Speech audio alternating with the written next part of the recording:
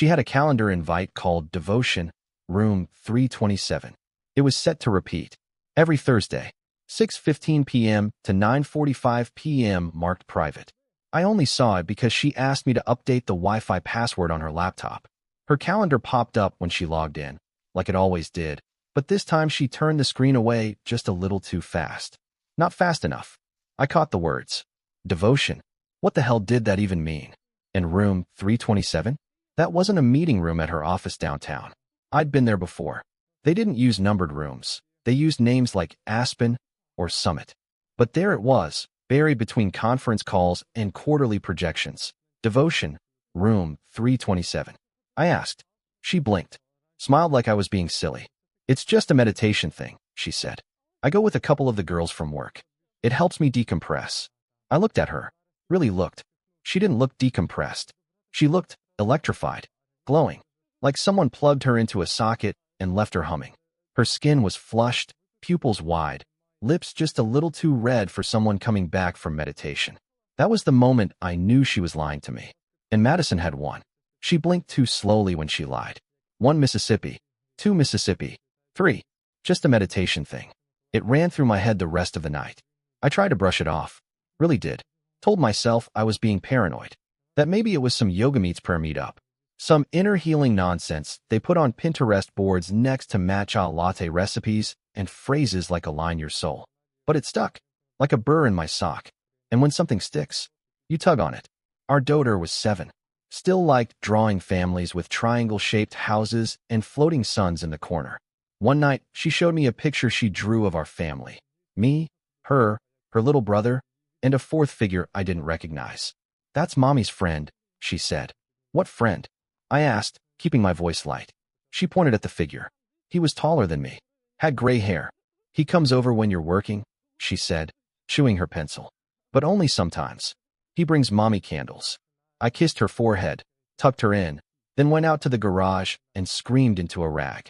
That next Thursday, she left the house at 5:55 p.m. sharp. Said she'd be late. Don't wait up. Kissed me like she always did. A peck on the cheek. No eye contact. Purse already swinging onto her shoulder before I could say anything back. I watched her drive off from the front window. Then I grabbed my keys and followed. I stayed 3 cars behind. Kept my headlights off when I could. I didn't even know what I was hoping to find. Maybe I wanted to prove myself wrong. Maybe I wanted to catch her going to a community center or some boring hotel conference room full of essential oil saleswomen. But she didn't go downtown. She drove west, out toward the edge of the city, past the factories and the burned-out storage units, into the kind of place where motels didn't bother fixing their signs. That's where she pulled in. The Maple Pine Motor Inn. Sign half-lit. Flickering. The P hung sideways like it was too tired to keep standing. Office windows smeared with handprints and rain streaks. A cigarette machine still bolted to the outside wall, buzzing like it had to be trapped inside. She parked in the back, got out, looked around, then walked to room 327. I swear my heart didn't beat once during those 15 minutes. I didn't get out of the truck. Not right away. I sat there, trying to breathe through something thick and invisible. It felt like drowning in memory, like every dinner we'd ever shared, every road trip, every Christmas morning with the kids was suddenly just pretend. Room 327. That's where my wife went for meditation. At 7:12 p.m., I got out. I didn't knock. I didn't barge in. I just walked around the back of the building and found the row of windows. Some were lit. Most weren't. I counted down. 325, 326. There. 327. Curtains drawn. But not all the way. And I saw enough. A man sat on the bed, shirtless, his hand on her thigh, her dress pulled halfway down. She was laughing. Not her fake work laugh. Her real one. The kind she hadn't used with me in years. The kind that used to make me feel like I won something just by being in the same room. I couldn't hear them, but I didn't need sound. The picture was clear. Just drove home and stared at the walls until sunrise. Here's what you need to understand. Madison wasn't careless. She was calculated. That calendar invite. That was for me. That was her insurance. Something she could point to if I ever asked. Oh, honey, you knew about Thursday meditation. I told you. You saw it in my calendar. That was her game. Always planning 3 lies ahead. Always making sure I'd look crazy if I connected the dots. Instead, I started digging. The toothbrush? New. Bristles still stiff. Found it in our master bath 3 days later, tucked behind the mouthwash. Not mine. The perfume? A scent I'd never smelled on her before. Expensive. Warm. Exotic. She'd never worn anything like that until recently. It clung to the sheets even after she washed them. The lingerie? Brand new. Tags gone. Stuffed deep in the laundry hamper under my old work jeans. And don't get me started on the groceries. Our fridge went from normal to barren in 2 months. No meat.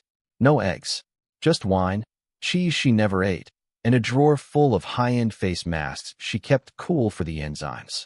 She stopped cooking, stopped doing laundry, stopped packing the kids' lunches. Said she was evolving. Said she was not made for housework. But her own clothes? Always clean. Her nails? Done weekly. Her nights? Always booked. I started noticing other things too, like how she picked fights in public. One night at a grocery store, she screamed at a cashier for asking to see her ID for wine.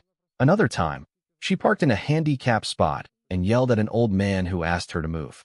At home, it got colder, quieter. She'd blast music after the kids went to bed, claim she needed noise to sleep. She once left our youngest at school pickup because she got distracted in thought.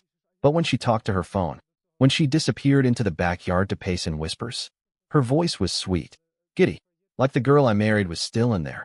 She just didn't come out for me anymore. That next Thursday, I followed again. Same motel, same room. But this time, she didn't go in alone. Another woman met her in the parking lot. Blonde, high heels, hugged Madison like they hadn't seen each other in months. Then they both went into room 327. And an hour later, a third person arrived. A man. I stayed there until 10:12 p.m. when they all came out. Laughing. Hands on backs. Kisses on cheeks. A routine. Not a fling. This wasn't cheating. This was a whole second life. Back home, I sat at the kitchen table staring at my leather wallet, the one my dad gave me before he passed. Inside was a photo from our daughter's 4th birthday. Balloons, icing on her nose, Madison holding her like she meant it. I held that wallet all night. I knew I couldn't just confront her. She'd twist it, turn it back on me, accuse me of spying, of being paranoid, of trying to control her. And if she wanted devotion, she'd see just how devoted I could be. It started with a napkin, the kind they leave in hotel lounges, printed with a fake gold logo and a slogan like asterisk, luxury you can feel. Asterisk, I found it on the passenger seat of her Lexus the following Monday morning. Damp at one corner, lip print smudged into the fold. Next to it was a handwritten name and phone number in thick black marker. Gregory, 702-555-6481. Not her handwriting. Not her lipstick. I didn't touch it right away. Just stared at it. Something about it felt staged, too visible, like bait. Like she wanted me to see it and spiral. Or maybe it wasn't meant for me at all. Maybe Gregory was just the next man in line. Or worse, someone she worked with. I didn't call the number. I didn't throw the napkin away either. I took a picture of it with my cracked screen phone and slid the original into my toolbox, next to the tape measure and the old lighter I hadn't used since I quit smoking. That night, she came home humming. Actual humming. Said she was recharged. Said her session was emotional and powerful. She kissed the top of my head like I was a house pet and poured herself 2 fingers of top-shelf bourbon she didn't offer to share. She used to drink wine coolers. Now it was whiskey, perfume, silence. She wore heels in the kitchen while eating leftover shrimp cocktail from a plastic container. I stared at her and said nothing. Because what do you say to a woman who's learning to lie with style? I started watching the bank account. Not ours, mine. She had access, of course. We'd merged our accounts 2 years into the marriage, just before our first daughter was born. But now, weird withdrawals started popping up. Not big ones. Just slick. Round numbers. $120 here. $240 there. At places I'd never heard of, places with names like Seventh Door and Hollow Pine Ventures. I asked her once what Hollow Pine was. She didn't miss a beat. Spiritual therapy package. 5 sessions. It's all bundled. Bundled. Like our life. By then I had started my own investigation. Quiet. Careful. I went through the junk drawer in the kitchen. The one she said was hers. Inside I found an envelope labeled grocery in faded marker. Inside the envelope, a folded index card with a name written in block letters. Client 5, Kane. There was also a key. It wasn't for our house. It didn't fit our locks. I tried. 3 times. I waited for the next Thursday. Let her leave like normal. Didn't follow her this time. Instead, I went into our bedroom and opened the locked vanity drawer she always kept sealed with a little brass key on her charm bracelet. I'd stolen the key the day before while she was soaking in the bath, eyes closed, music playing. Inside the drawer were 3 things. 1. A stack of business cards, none with her name on them. 2. A burner phone wrapped in a silk scarf. 3. A small black notebook with a magnetic clasp. The notebook was coded, not locked, just cryptic. Each page had entries like D. 327, 3 hours, G/H/F. Client 4, $300 tip, extra silence. R27, candles/salt/ritual. There was a list of names at the back. Some had asterisks. One had a skull symbol next to it. Client 1, Randall, eliminated. I didn't know what it meant. Still don't. But I knew it wasn't normal. The burner phone was even worse. I charged it in the garage using an old plug she never touched. When it turned on, there were no missed calls, no texts, no browser history. Just one thing, voice memos. 12 of them. I listened to the first one. Her voice, breathy, whispering. This one doesn't suspect anything yet. He thinks I'm tired from work. I could laugh if it wasn't so boring. I skipped to memo number 5. He brought home flowers today. I put them in the trash when he wasn't looking. I hate lilies. Memo number 9. I could end it. But why would I? He pays for everything. He's a human wallet in a flannel shirt. Memo number 12. If he ever finds out, he'll be ruined. I know things about him. He forgets I kept the voicemail from his old boss. The warehouse fight. That accidental injury. If I ever need to, I'll burn him with it. I sat there on the concrete floor, holding that phone, breathing like I'd just been hit by a truck. She'd kept it all. Everything I told her in confidence. Every scar. Every mistake. Turned it into leverage. And she was going to use our kids as weapons. I started sleeping in the guest room, pretending I was sick. She didn't ask questions. Didn't even flinch. Just texted late into the night, screen turned away, then slipped into bed smelling like bourbon and sandalwood. She was gone all morning. Said she was volunteering at a women's shelter. Came home with a new dress and the scent of roses clinging to her skin. I checked the mail after she left her purse on the counter. A package had arrived. Inside was a black leather-bound ledger. Thin, elegant, unmarked. I almost tossed it, thinking it was one of her self-help journals. Then I opened it. Page after page of initials, symbols, codes. But this time, my name was there. E.M. Primary asset. He will go quietly if handled. There were other names, too. T.C. Vanished. R.S. Surveillance failed. K.D. Collateral. There were 5 pages marked with red tabs. Each had a photo paperclip to the page. Men. Different men. One of them was Gregory. Each had notes like likes control. Addicted to power. Will pay. Asterisk asterisk. Married. Won't leave wife. Needs push. Asterisk asterisk. Break soon. Watch closely. Asterisk asterisk. Madison wasn't just cheating. She was running some kind of operation. Emotional blackmail? Spiritual cons? Maybe all of it. I don't know. I just know there was money, names, patterns. She wasn't a wife anymore. She was a handler. And I was on her list. I put the ledger back. Clean. Gloved. Careful. Then I wrote my own note. Folded it in half and tucked it behind the old family portrait in the hallway, just in case I disappeared next. It read, "If you're reading this, I didn't leave. She made me. Check the drawer. Asterisk asterisk. Because I wasn't going to vanish. Not quietly. Next Thursday, I planned to follow her again. But this time, I'd have a camera. And I wasn't coming back empty-handed. I left the wedding ring on the kitchen counter, right beside the stainless steel sink she never cleaned. The sunlight hit it just right that morning. Made it gleam like it still meant something. But it didn't. Not anymore. Not after what I found in that notebook. Not after the voice memos. Not after the ledger. Beside the ring, I left something else. Her high school yearbook. She used to brag about it all the time, how she was homecoming queen, how everyone loved her. I caught her once flipping through it in the laundry room, humming, running her fingers over the signatures like they still mattered. She kept it in a satin bag in her vanity like it was sacred. So I shredded it, page by page, photo by photo. The cover? Ripped clean in half. And I left it scattered around the kitchen floor like autumn leaves in hell. I wanted her to step in it barefoot. I wanted her to know I'd seen through it all. Then I disappeared. Not just for a day. Not for a week. For good. No note. No forwarding address. No credit card trail. No login activity. I ghosted my life. And it felt clean. I had help. My cousin Roy owed me big. Back in '09, he got into some bad gambling, and I helped him clear his name. He runs a scrapyard downstate. Lives in a trailer with 2 mutts and a freezer full of wild game. I called him from a prepaid cell. Need to disappear, I said. He didn't ask why. Just gave me an address. Bring cash. No phones. Don't be followed. I packed a single duffel bag. Took my leather wallet with the Rockies game photo. My dad's Nikon camera. My old steel-toed boots. A plain black notebook for my own records. Left my cracked iPhone in the mailbox, screen up, GPS on. Let her trace it for a while. Let her think I was still around. By the time she realized it hadn't moved in 3 days, I was 2 states away. I spent the first week sleeping in Roy's back shed, surrounded by rusted engine blocks and mouse nests.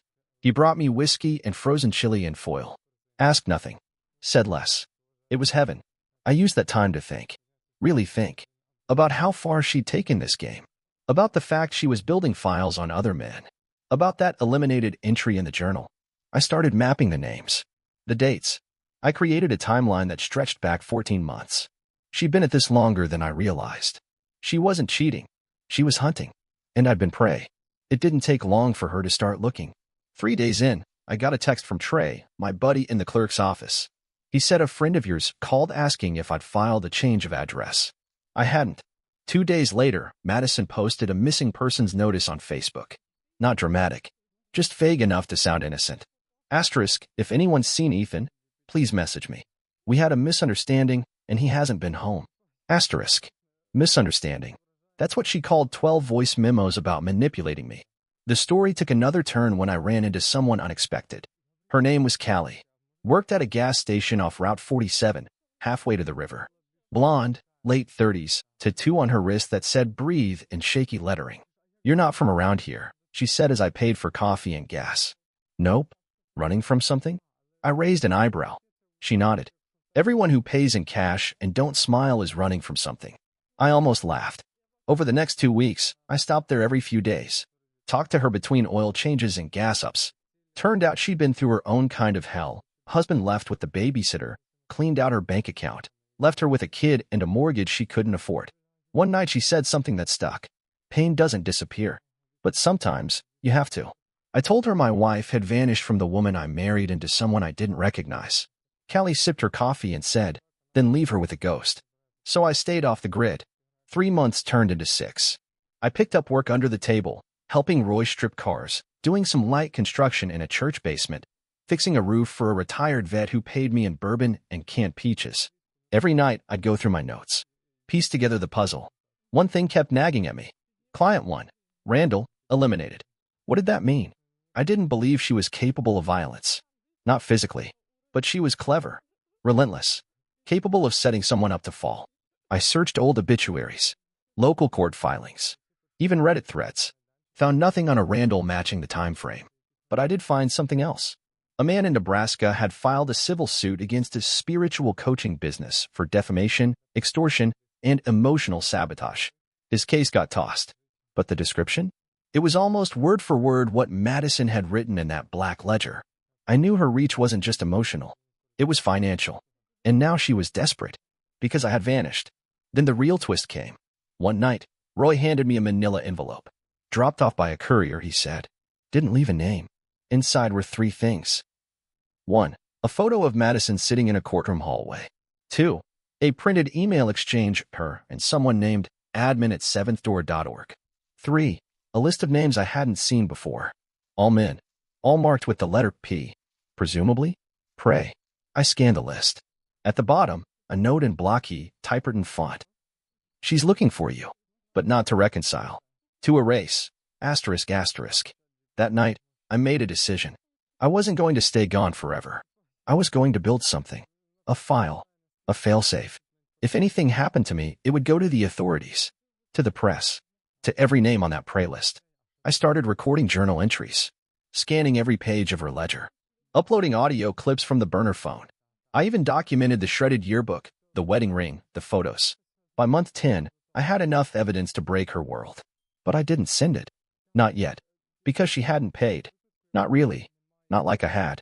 And if there's one thing a ghost can do better than a man, it's haunt. I mailed one thing. A box. Inside, a thumb drive, a printed page from her ledger with Randall, eliminated, highlighted in red, and a burned Polaroid of our wedding day, the edges melted. No return address. Just one sticky note, taped to the top. You don't know who I am anymore. But I know exactly who you are. I waited. No response. Then, 2 weeks later, Callie told me a woman came into the gas station asking about a man who looked like this. She had my old driver's license photo printed on her phone. Callie said she played dumb. She looked mean. Like the kind of woman who knows how to lie sweet. I nodded. She does. That was the last time I saw Callie. I thanked her. Left her a letter and a folded $500 cash envelope. Then I moved again. Further south. Desert towns. Dust roads. Places where people don't talk unless there's a good reason. Now it's been over a year. And I haven't heard her voice once. Not since that last memo. Not since she said I was a human wallet in a flannel shirt. Some nights I hold that wallet, the one my dad gave me. Photo inside's faded now. Cracking at the edges. But it still reminds me why I left. And why I can never go back. Because some women don't just break hearts. They take identities. And I had to kill mine to survive. It happened in a diner. Not a fancy place. Just one of those middle-of-nowhere joints where the floor is always sticky and the waitress calls everyone hon. I hadn't been back in state long. Just 3 days. Long enough to check the P.O. box I'd left dormant for almost a year. Long enough to drive past the old house I never planned to enter again. I parked 4 blocks away, wearing a ball cap and old sunglasses. Ghost uniform. I walked in needing coffee and 10 minutes of silence.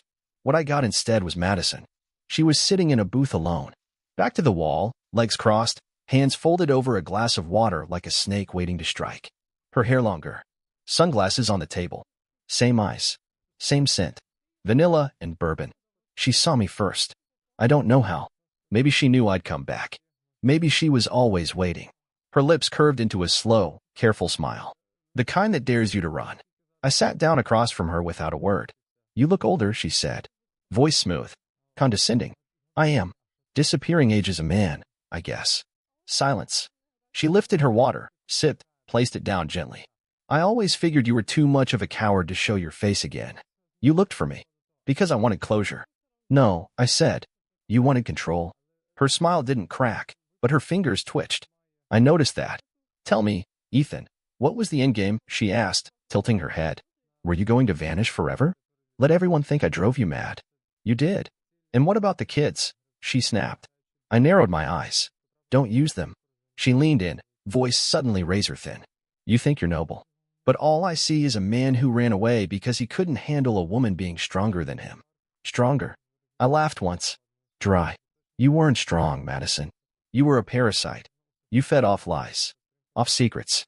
You created a whole system of victims and called it empowerment. Oh, please, she hissed. You were never a victim. You were a setback. A wallet. A warm bed. That's all you ever were. You knew that. Somewhere deep down. But you kept smiling like some dumb dog thinking loyalty would earn you love. The waitress approached then. We both turned. She paused awkwardly. Coffee for you both? Madison answered for me. He's leaving. I didn't move. Make it black, I told her. 2 sugars. The waitress nodded and stepped away. You shredded my yearbook, Madison said after a pause. You recorded me in my sleep. You left me with nothing. You left me with less. Her eyes flickered, like something beneath that face was unraveling. But she covered it fast. I survived, she said. You exploited. I adapted. You destroyed. Her hand hit the table, not loud, but hard. A controlled jolt. You don't get to paint me the villain, Ethan. You abandoned your children. You let them think you were dead. They're safe. They're better without watching what you've become. Her voice dropped, venom thick now. You left me carrying all the responsibility. No. I leaned forward, matching her cold. You lost your supply. You lost the man who paid your way, smiled at your games, ignored your midnight calls and perfume-soaked lies. I was your last audience, Madison. And you've been screaming in an empty theater ever since. Silence again. Then she smiled. Still good with words. You taught me, I said. The coffee came. Neither of us touched it. She broke first. I know what you've got, she said. The files. The photos. The journal. I said nothing. You won't release it. Why not? She leaned back, smug. Because if you do, you lose your leverage. You misunderstand, I said. I'm not bargaining. I'm warning. Of what? I have nothing to lose. She swallowed. That landed. Not all the way, but enough. You're bluffing. No. I'm giving you a chance. To do what? To walk away. From everything. Quietly. No more cons. No more schemes. No more room 327. And if I don't? I slid a flash drive across the table. There's 10 copies. 10 different people. If I go missing again, if anything happens to me, those files go public. You'll be unmasked. Your clients will know. The IRS will know. Every man on your prey list will know. Your life will fold like cheap origami. She stared at it. Not touching. Not breathing. Why not now? She whispered. Why not just release it all? Because I'm not like you. And then I stood. She called after me as I walked to the door. You'll always be the coward. I paused. Just once. Glanced back. Then why are you sweating? Outside, the sun felt hotter. The air clearer. My hands still shook. But inside? Inside was calm. It wasn't justice. Not yet. But it was a beginning. I didn't look back. She wouldn't stop. Not really. But now she knew I existed. Still. Watching. Waiting. And for someone like Madison, that was the worst punishment of all. I didn't expect the news to come through a funeral. It was for Greg, her old coworker. The one I used to think was just another sales guy in khakis with a Bluetooth headset and a thing for bad coffee. He died suddenly. Heart failure, they said. 53, healthy, no history of heart problems. But I knew better. I read the name in the obituaries like it was a warning shot. His funeral was listed for Saturday morning. Open casket. Formal attire. Family invites only. So I went. Sat in the back in a borrowed blazer, hat pulled low. I didn't come to grieve. I came to see who else showed up. And Madison did. Right on time, in black silk, not a Terrence sight. She walked like she owned grief. Hugged Greg's wife with both arms and a smile so tight it could cut glass. Told her she was devastated. Said Greg was one of the good ones. But I saw her fingers. No wedding ring. Red nails. Tapping a rhythm on her clutch purse. Guilty people have tells. And Madison was playing her greatest role, the broken friend. I left before the service ended. And by Sunday, I had a theory. Greg wasn't just a coworker. He was her handler. The ledger had a note. G, safe. Loyal. Knows enough to stay quiet. Asterisk asterisk. She trusted him. That meant he knew what she was doing. Maybe even helped coordinate it. Maybe he was the one arranging the financial side, laundering payments through his department. And maybe he started to panic. Maybe he threatened to talk. I couldn't prove it. But I didn't need to. I just needed to make her nervous. So I did what ghosts do best. I haunted. It started with a letter. Typed. No signature. No return address. Inside, a photo of her and Greg at a hotel bar, timestamped a month before he died. Caption read, asterisk, trust is temporary. So is silence. Asterisk. Next week? Another envelope. This one had a single item, a USB stick. It contained audio from memo number 6, her voice, low and venomous. I only have to smile. The rest of them do the heavy lifting. I didn't send a message with it. Didn't need to. The following Thursday, she canceled whatever session she had lined up and stayed home. First time in years, from what I could tell. She knew she was being watched. Not by police. Not by victims. By me.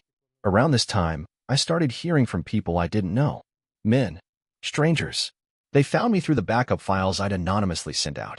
One guy, Travis, said he got my email from a friend whose life Madison had briefly touched. He didn't know her name, but he recognized her face. Said she showed up at a spiritual retreat in Arizona under the name Kara. Took his money. Promised emotional detox. Left him with nothing but a stack of self-worth worksheets in a ruined marriage. He wasn't the only one. 3 other men. Same story.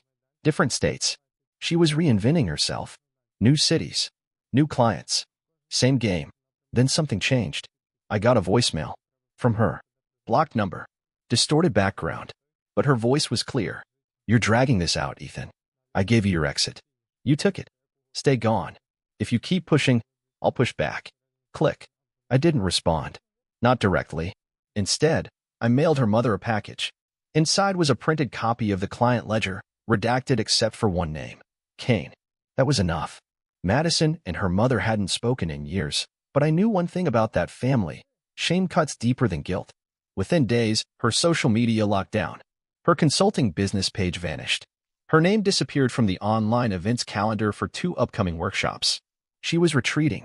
I'd hit her pride. That was always the way in. But I made a mistake.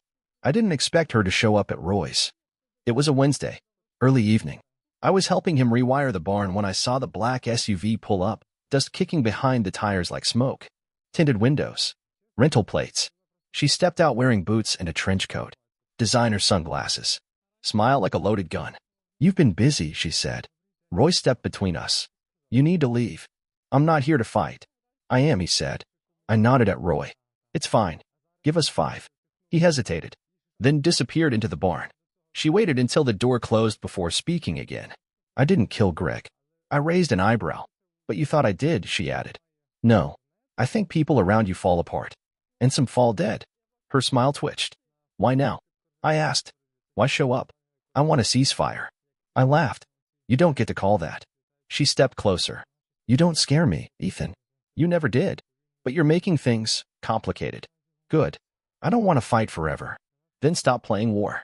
Her face hardened. I will destroy what's left of you. I reached into my jacket and pulled out a small envelope. Tossed it at her feet. Inside, a photo of her, holding hands with a known fraudster, someone already under federal watch. Send that out, I said. Goes to his parole officer first. She didn't pick it up. Just stared. You're bluffing. I'm surviving. You can't win. I already did. I'm not yours anymore. We didn't say goodbye. She got in her SUV and peeled off without a word.